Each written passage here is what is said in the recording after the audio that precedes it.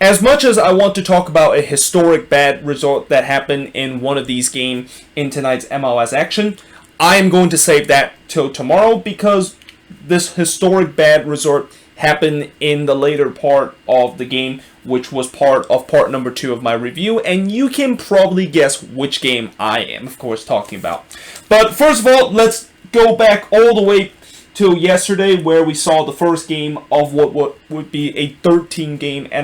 MLS action has happened, and that we already got 12 games in the books, but I'm only going to do the first 6 games as part of the first part of the review for this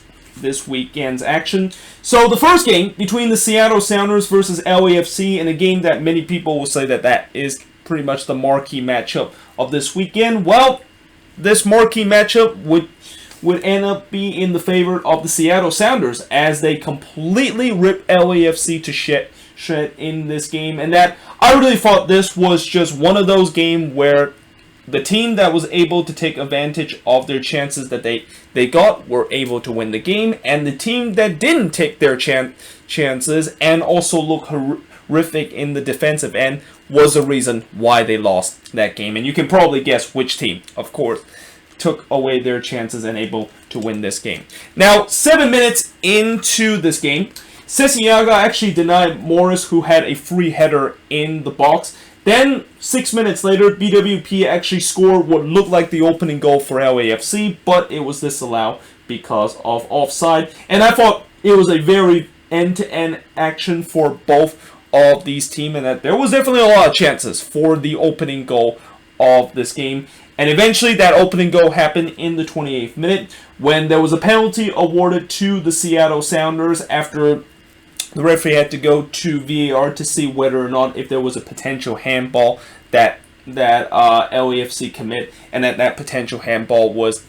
Jakovic that looked like he handballed it, and the answer is yes. He did handball it in that instant. VAR gave Seattle a penalty, which Ladero is able to step up to give the Sounders a 1-0 lead. 3 minutes later, it's another penalty for the Seattle Sounders. Now, this time they didn't have to go to VAR, and that the referee immediately points to the spot after Blessing brought down, I believe, was it either Rui Diaz or Morris in the box. But either way, it was a penalty for the Seattle Sounders, and Ladero once again stepped up to take the penalty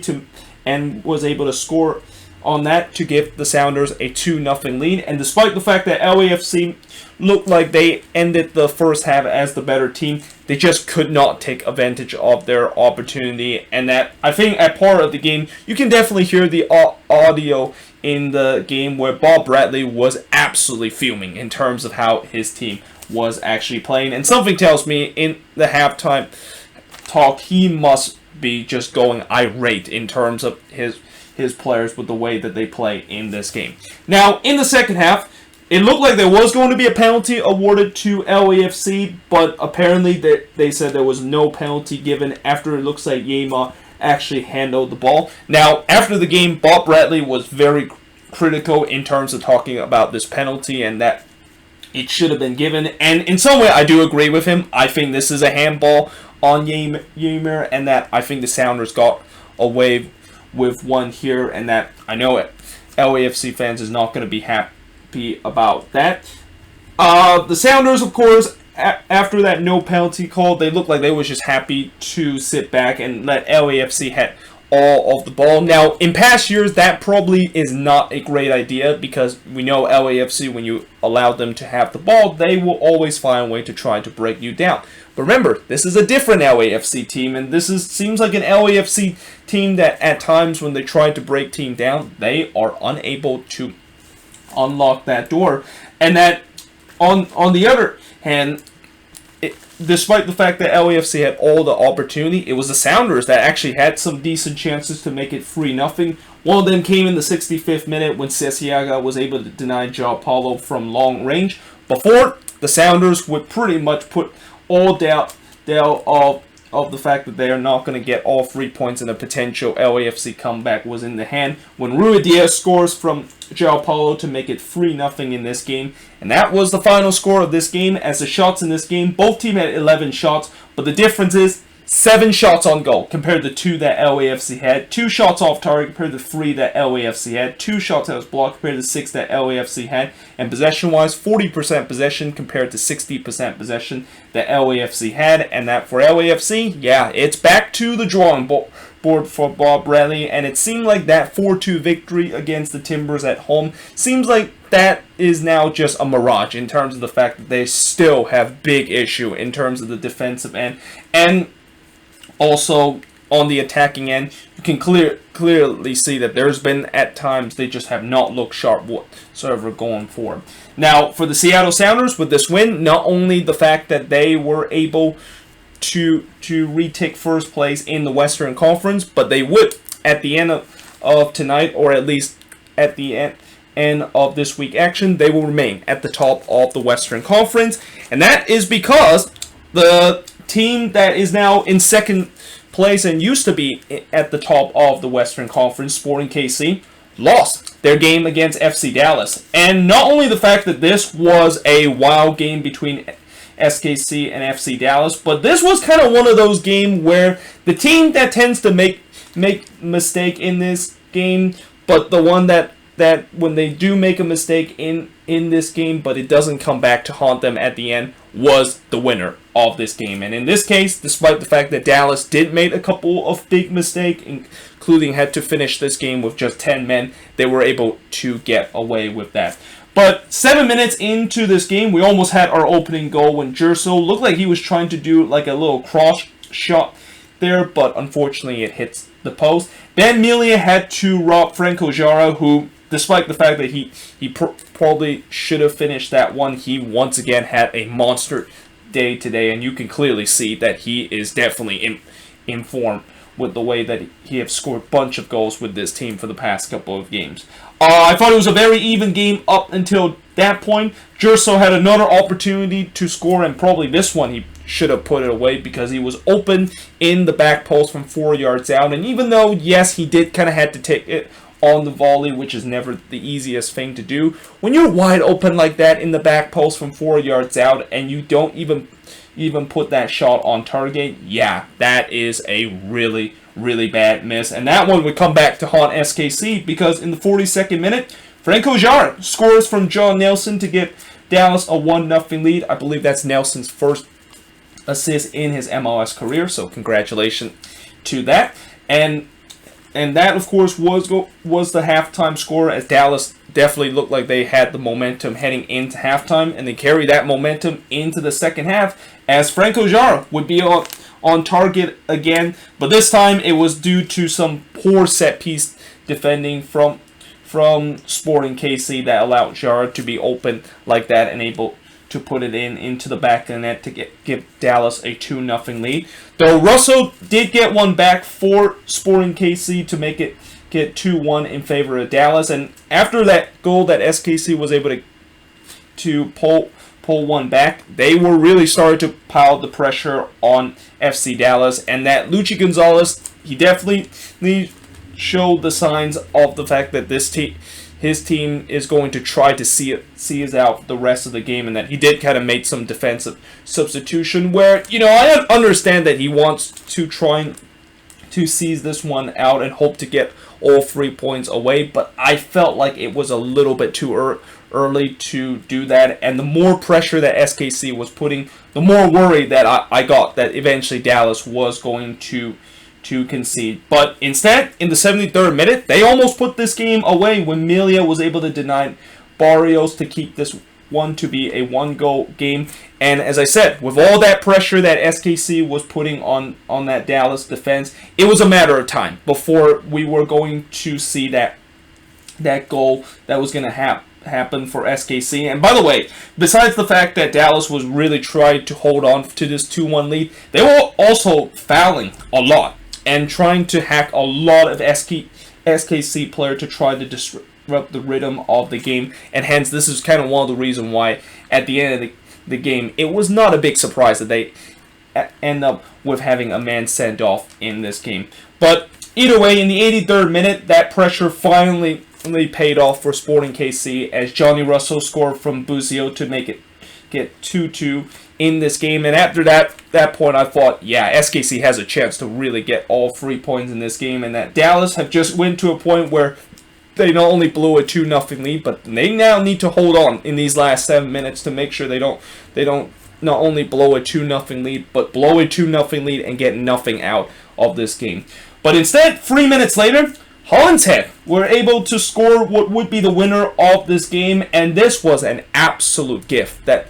Sporting KC gift to FC Dallas, specifically Graham Susie, who just gave the ball in the worst possible place as he was the last defender, gave it to Barrios. Amelia originally made a good save, but unfortunately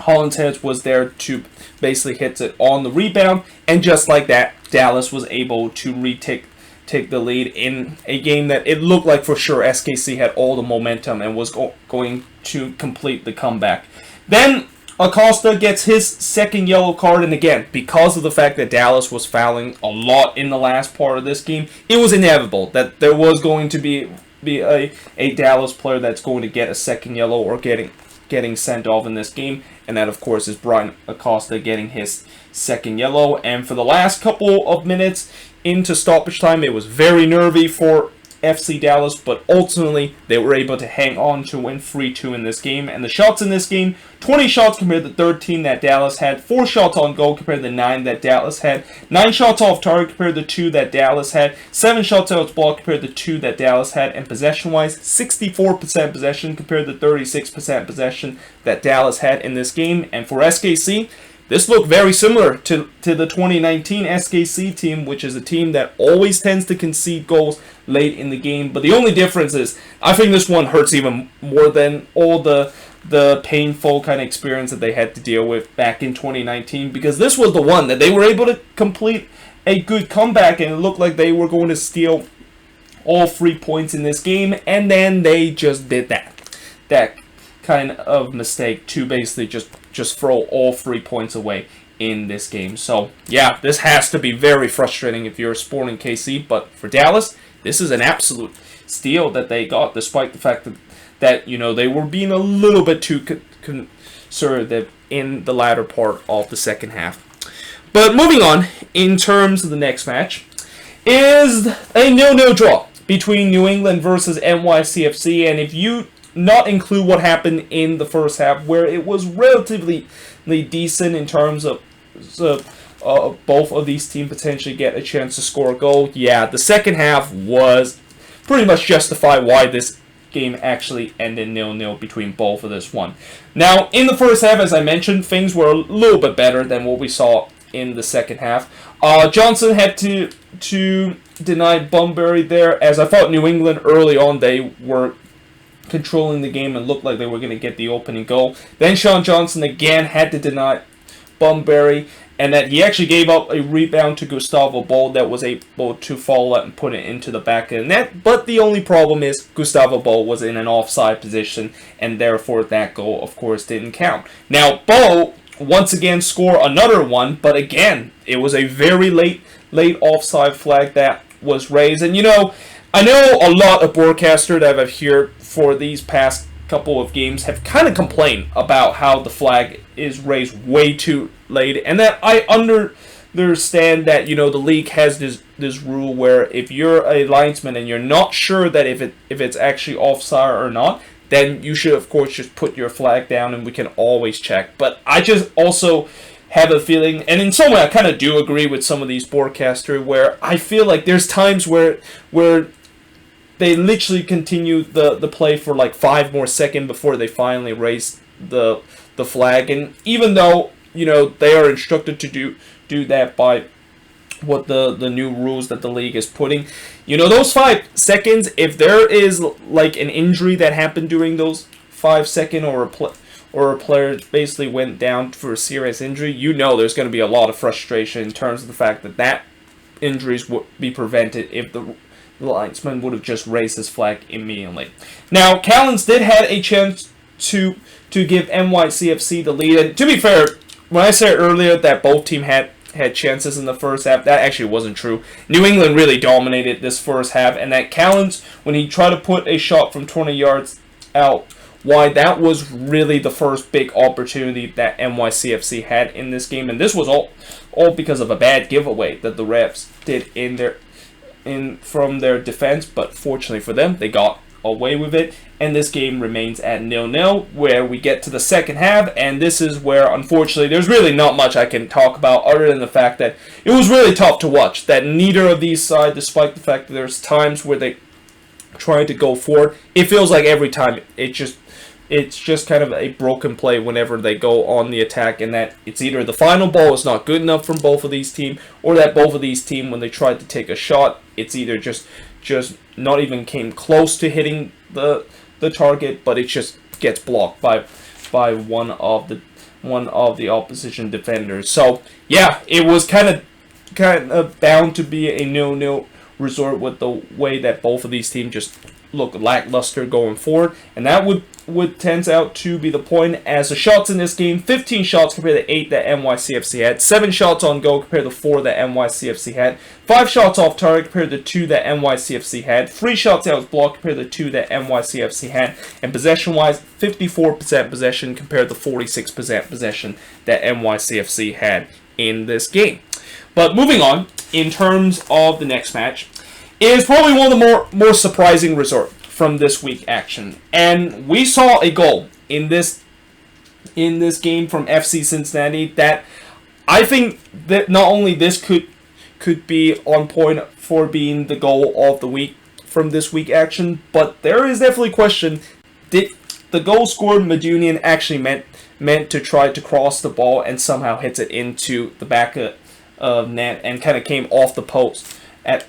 on the same point at that. But either way, in the first half, I thought it was a relatively good start for FC Cincinnati, and that they really kind of dominate possession, which is something that I usually don't see FC Cincinnati does, where this is a team that is not known in terms of dominating possession, and they just tend to love to just sit back and try to counter attack. Now, eventually the Redbulls did start it to kind of control the game a little bit, but I thought neither team had done much going for to potentially get the opening goal, and that the first real chance came in the 33rd minute when Brendan Vasquez almost scored for the second game in a row, but unfortunately, well, actually he did score a goal, but unfortunately it was disallowed for offside, and that in the 41st minute, FC Cincinnati could have got a opening goal, and if this was anybody besides Jurgen Locadia, who clearly is one of the more snake-bit player in terms of trying to score in front of goal, this would have been just an absolute horrendous miss. But because of the fact that this is Locadia, and as I said, he is one of the most snake-bitten and one of the most cursed striker in this league, even though he's wide open from about 12 yards out, and all he has to do is just slots it in to the back of the net, he basically just completely missed the net and didn't put that one on target, and that just kind of sums up in terms of Jurgen Locadia's career with FC Cincinnati, and that he just cannot score goals for this team. And as much as I know, a couple of months back where he talked about how he want to stay with FC Cincinnati, yeah, those are kind of the moments that is not going to get you a long-term stay at FC Cincinnati, and that I would be surprised if Locadia continued to struggle like this, that FC Cincinnati is even going to think about trying to extend the loan that they, of course, got from him this off-season. Now, in the second half, in the 71st minute, Janssen actually had to make another good save, this time on Brendan Vasquez, a chance to get the opener before we get to the incredible golazo that happened in the 85th minute when Medunian was able to score from the corner flag. And again, I'm not quite sure did he meant to try to score this one from the corner. I mean, at the end of the day, if you of course ask him did he actually meant to do that, he obviously will say yes. But at the same time, I thought maybe this one was just kind of got overhit a little bit, but somehow in some way it just kind of find a perfect area right near the side of the post, and it just fortunately able to bounce into the back of the net. And as freaky as that goal is, FC Cincinnati don't care. They, of course, got the 1-0 lead, and they were able to hang on to this 1-0 lead. As the shots in this game, 14 shots compared to 10 that the Redbulls had, 4 shots on goal compared to 2 that the Redbulls had, 5 shots off target compared to 5 that the Redbulls had, 3 shots that was blocked compared to 5 that the Redbulls had, or that FC Cincinnati has in this game. And possession-wise, FC Cincinnati actually had more of the possession, and I think this is the first time I've ever seen them have more possession in this game, with 55% possession compared to 45% that the Redbulls had in this game. And that, for FC Cincinnati, they finally broke that long winless run that they had. And although you could say that they kind of got a little bit lucky with the goal that they scored, you know, they definitely done enough in this game where I feel like they deserved the 3 points. Whereas for the Redbulls, yeah, it's definitely back to the point where they are once again in this difficult transition year where it just feels like this team is not really going to do much heading into this season. I mean, I will say this with the Redbulls, if they, of course, eventually get things sorted out, and that because of the fact that they're in the Eastern Conference, I think that they still may have a slight chance in terms of making the playoffs. Like right now, because of this extended playoff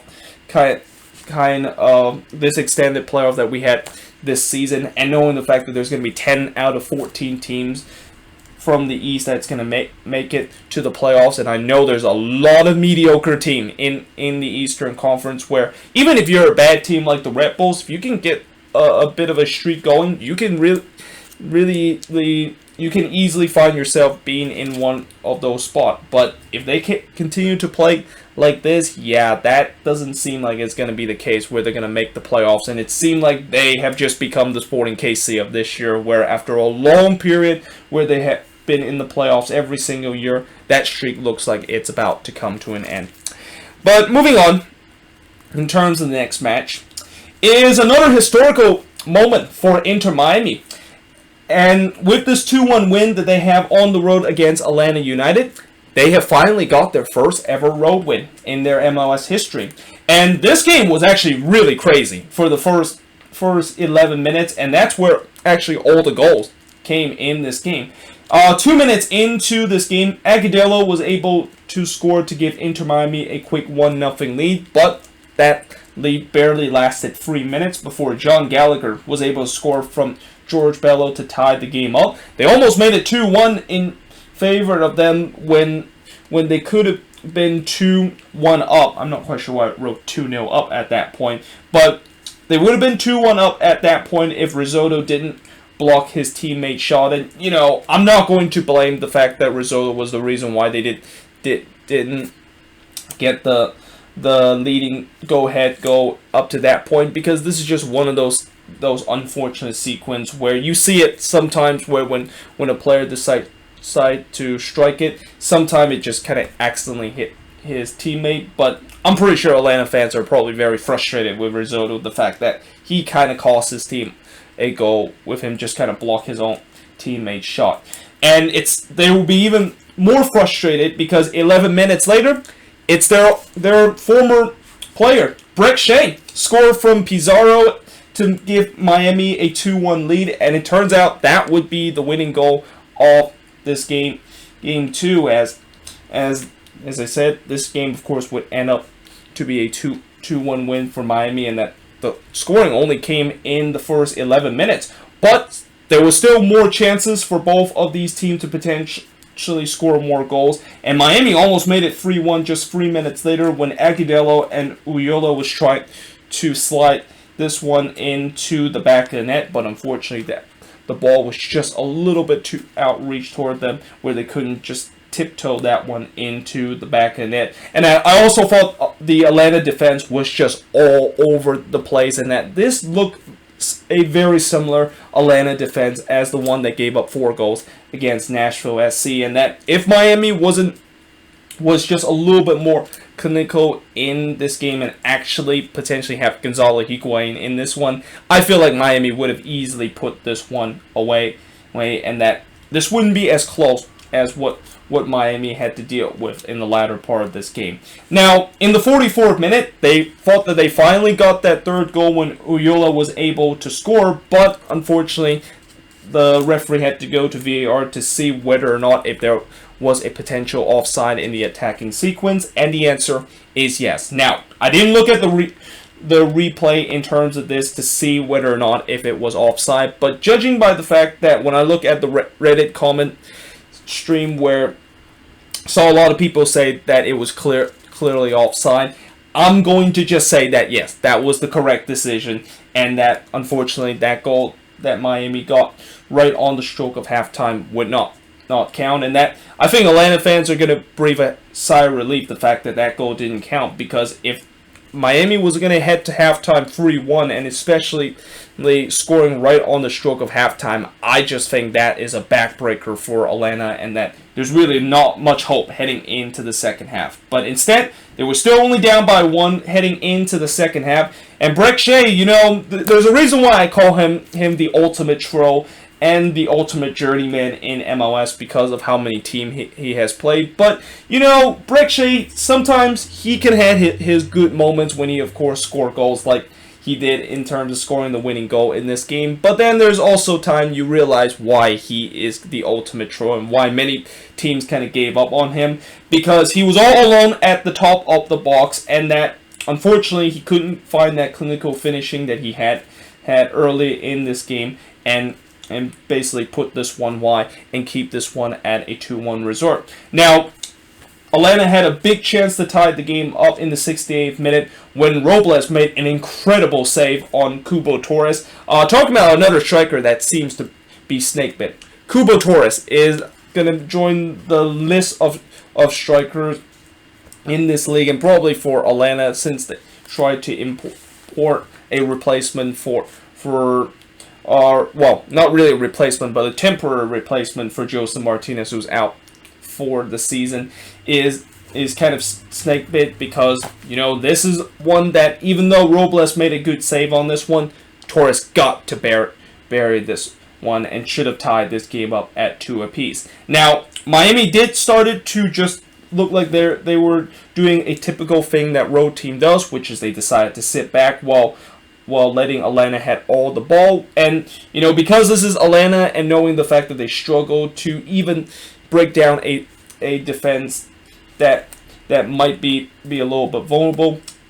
you knew that they just cannot break down this Miami bunker. And in the end, Miami, they didn't really had a lot of stressful situation in the latter part of this game, and they would end up getting the victory without any problem. As the shots in this game, 14 shots compared to 8 that Atlanta has, 5 shots on goal compared to 3 that Atlanta has, 3 shots off target compared to 2 that Miami has, 2 shots out blocked compared to 7 that Inter Miami has, and possession-wise, 57% possession compared to 43% possession. And with this win, not only the fact that Miami gets their first historic away win, but also now they find themselves 11th place in the Eastern Conference, and I believe they're only 1 point off of the playoff position. So yeah, you know, if Inter Miami can continue to get on a row, and especially now that they got Higuain, and that if he could be that goal scorer that they've been searching long and hard to try to get, this Miami team not only could make the playoffs, but they could really rise themselves in the Eastern Conference and could potentially be a threat. Because I really think this Miami team, in terms of the defensive and midfield end, it looks very decent. But the only thing that they are lacking is that goal scored. But as we all know, they of course finally are able to get their DP goal scorer in Gonzalo Higuain, and it's going to be very interesting to see how he's going to do with this team, and that there's a lot of upside that Miami fans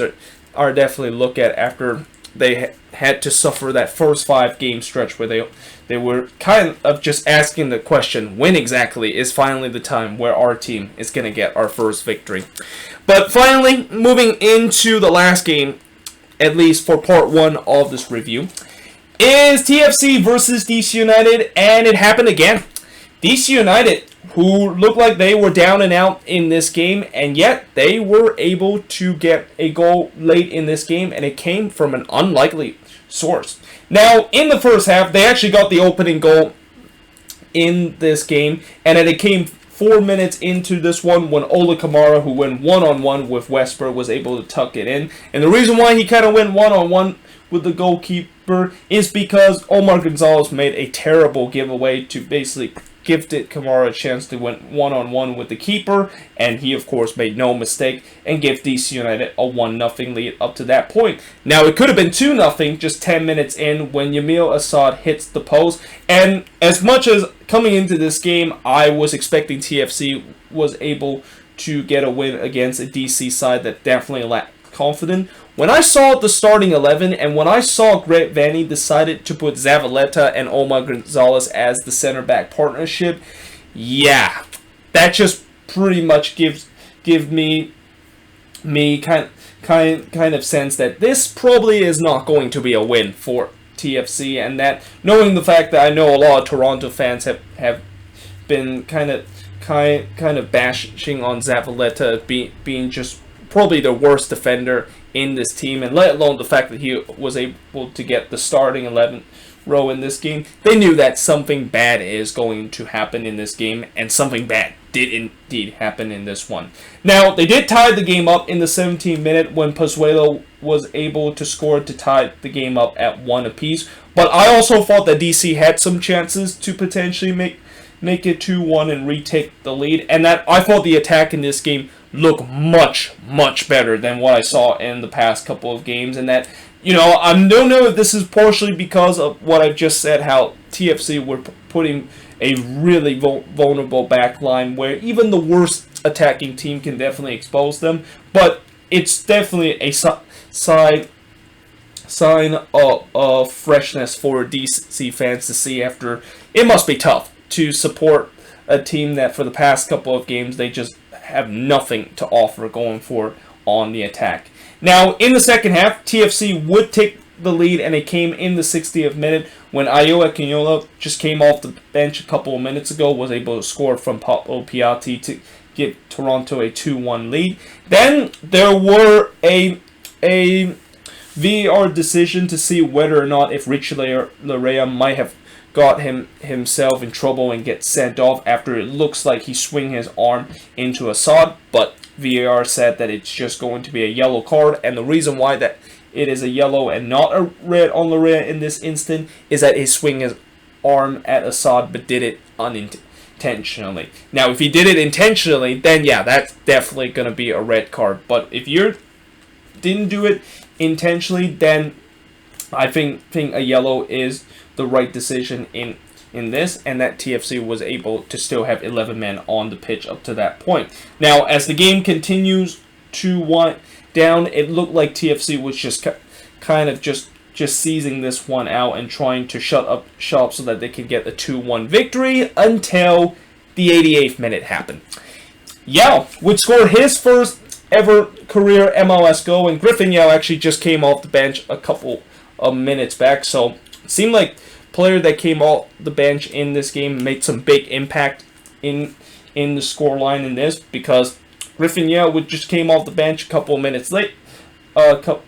ago, and he would score the tying goal to tie the game up at 2 apiece. And what a goal this was! The way that he was able to hit this one on the volley and just completely gave Westbrook no chance in terms of saving that one. I mean, that was an incredible goal, but it happened again for TFC, where it looked like they were on verge of getting a victory in this game and looked relatively comfortable up until that point of getting the 2-1 win. A lapse of concentration on their defense is the reason why this game is all tied up at 2 apiece. Now, late in the game, there was definitely a case that there might have been a penalty that was given to TFC after it looks like Richie Larea was barged in by one of the DC United defender and brought down in the box, but no penalty was given at that point. And then literally at the last kick of the game, it looked like DC United was going to steal all 3 points in this game, but unfortunately Westberg was able to deny Sorgard there, and I believe Sorgard is actually the same player that was able to steal all 3 points in that game against the Redbulls when he of course was able to score the winning goal, but fortunately not this time, as Westbrook was able to make an incredible save to at least give TFC a point in this game. And that the shots in this one, 14 shots compared to 16 that DC United has, 4 shots on goal compared to 5 that DC United has, 7 shots off target compared to 6 that DC United has, 3 shots that was blocked compared to 5 that DC United has, and possession-wise, 48% possession compared to 52% possession that DC United had in this game. But despite the fact that TFC did get a point on the road, and I know I wrote the name here wrong, and then I should have put DC United first because they were actually the home team in this and not the road team. But despite the fact that TFC did get a road point in this game, they would feel like it's 2 points drop with the way that they once again gave up a late goal to DC United, just like they did in the MLS is back tournament. And for DC, you know, even though they weren't able to get all 3 points in this game, there's definitely some positivity to take out of this game, knowing the fact that the attack looks much better than what it was for the past couple of games, and that if they were just a little bit more clinical in this one, and that if it wasn't for Westbrook making an incredible save, they probably could have got all 3 points coming out of this game. But yeah, there you have it. That is pretty much it for the review of these first 6 games from this weekend's action. Again, tomorrow I will look at the last 7 games, and yes, I will talk about that very unfortunate sequence where I'm not even quite sure should I even spend a lot of time to talk about that unfortunate game that happened, consider that is something we saw